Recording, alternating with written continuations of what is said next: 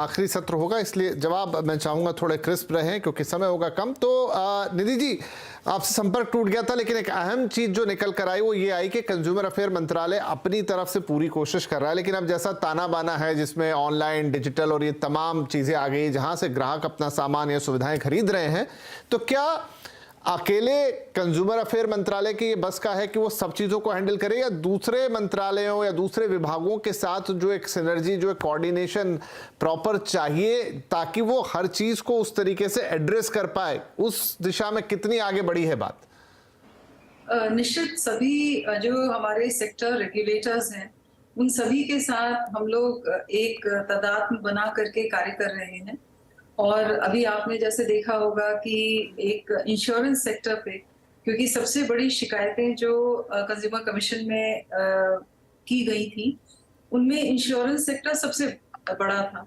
अब उनके साथ हमने एक राउंड टेबल कॉन्फ्रेंस की, सभी इंश्योरेंस कंपनीज चाहे वो प्राइवेट हो गवर्नमेंट हो, उनके जो ओम्बड्समैन हैं, IRDAI, इन सभी लोगों के साथ हम लोगों ने एक चर्चा की और उसमें ऐसे पहलू जो कि कंज्यूमर उन्मुखी हैं उनको हम लोगों ने एक तरह से फ्लैग किया है कि जब कंज्यूमर जाए और इंश्योरेंस कंपनी के साथ उसके कोई जो क्लेम्स के मामले आते हैं, कई बार कंपनीज का ये रवैया होता है कि वो सही जो क्लेम है उसे भी नहीं वो उपलब्ध कराते, या कई बार समय पे उपलब्ध नहीं कराते, या बहुत छोटी छोटी बातों को लेकर के कि वो इस बात को एक तरह से मना कर देते हैं, तो जिससे कि लिटिगेशन बढ़ता है।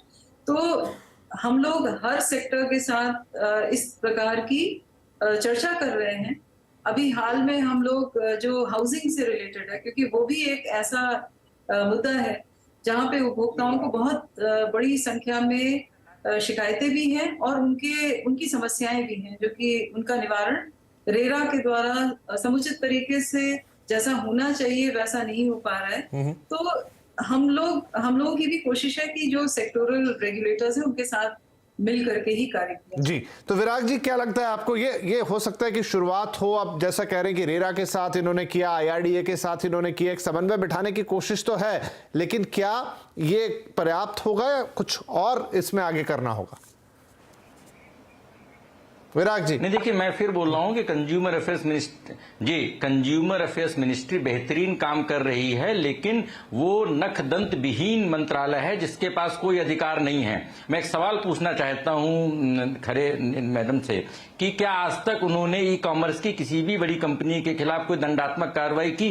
क्योंकि ये कंपनियां आज तक भारत में किसी भी बड़ी कंपनी, ई कॉमर्स कंपनी के खिलाफ कोई भी जुर्माना नहीं लगा, क्योंकि हमारी कानूनी प्रक्रिया ही स्पष्ट नहीं है। उस स्पष्टता के पीछे का अगर हम देखेंगे कि जो ताना बाना जिसका शब्द आपने इस्तेमाल किया, हाँ ठीक है, आपका सवाल हुआ विराग जी, क्योंकि समय कम रह गया। मैम, आप कुछ रिप्लाई करेंगी सर के जवाब? मैं इसके बारे में ये कहना चाह रही थी कि CCPA ने जैसे पूरे देश में एक अभियान चलाया कि जो प्रेशर कुकर्स और हेलमेट्स हैं ये लगभग सभी हाउस होल्ड में किसी न किसी रूप में उपयोग किए जाते हैं, और बिना गुणवत्ता के, बिना ISI मार्क के ई कॉमर्स कंपनियों के द्वारा इन्हें बेचा जा रहा था।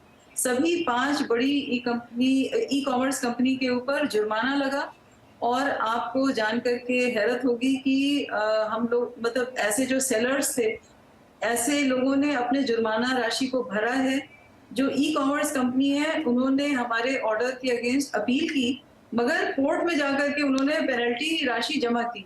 तो ऐसा दंत नख विहीन विभाग नहीं है। जी चलिए, कितना जुर्माना राशि था? बात इसकी नहीं है, बात इसकी है कि जैसे बहुत सारे और मैटर्स हैं। सवाल बड़े जुर्माने की है जो डिटेरेंट का काम कर सके। मान लीजिए लेबलिंग के इश्यूज से, कंट्री ऑफ ओरिजिन कोई नहीं लिख रहा था, तो उसमें विराग जी CCI ने जुर्माना किया ना, और आई थिंक उसकी रकम भी काफी बड़ी है। हमने जुर्माना के रूप में जमा करवाई। आज अगर आप ई कॉमर्स की साइट, विपिन जी, मेरा बस एक छोटा निवेदन है कि रोजाना करोड़ों शिकायतें हो रही हैं। शिकायत निवारण का संस्थागत तंत्र होना चाहिए, और उसके लिए सिर्फ एक समाधान है शुरुआती दौर पे कि हर कंपनी अपना खुद का नेशनल टोल फ्री नंबर दे, जिसमें लोग सीधे शिकायत दर्ज करा करके अपनी शिकायत उनसे बोल सकें कि ये हमारा समाधान चाहिए। जी चलिए सरकार खैर इसको अब नहीं कर मैं सकती क्योंकि है। हर भारत ये में काम चर्चा करने बहुत वाली वृहद है और दुर्भाग्य से मेरा समय बिल्कुल समाप्त हो गया। रेखा जी भी बोलना चाह रही है, लेकिन रेखा जी जो आपका सवाल है वो मैं निधि जी को एक सिर्फ 30 सेकंड में अगर मैम कर पाए। रेखा जी का प्रश्न था जब आपकी लाइन कट हो गई थी कि आपने बहुत सारे कानून बनाए हैं, प्रावधान भी बनाए हैं, तौर तरीके भी बना दिए, लेकिन लोग अवेयर नहीं है उनके बारे में कि उनका इस्तेमाल कैसे करना है। उनके लिए सुविधा आ चुकी है कि वो इतनी आसानी से शिकायत कर सकते हैं। उसके लिए क्या कुछ प्लानिंग में है जहां लोगों को पता तो चले एटलीस्ट? तो सबसे पहले मैं बताना चाहूंगी कि आज के बाद जैसे हम लोग अपने एनसीएच जो 1915 है, इसको हम जो सोशल मीडिया की सबसे पॉपुलर साइट है उसके साथ हम उसको इंटीग्रेट करने जा रहे हैं। आज आप देखिएगा कि हमारी जो रीच है वो सारे 140 करोड़ जो हमारी जनता है उस तक हो जाएगी। तो हम अपनी कोशिश कर रहे हैं कि हमारी रीच जो है बढ़े। हम कोशिश ये कर रहे हैं कि हमारे एनसीएच में जो प्री लिटिगेशन के स्टेज पर ही आता है, जो रिफंड है, रिप्लेसमेंट है, साधारण शिकायतें हैं, उनका निवारण तेजी से।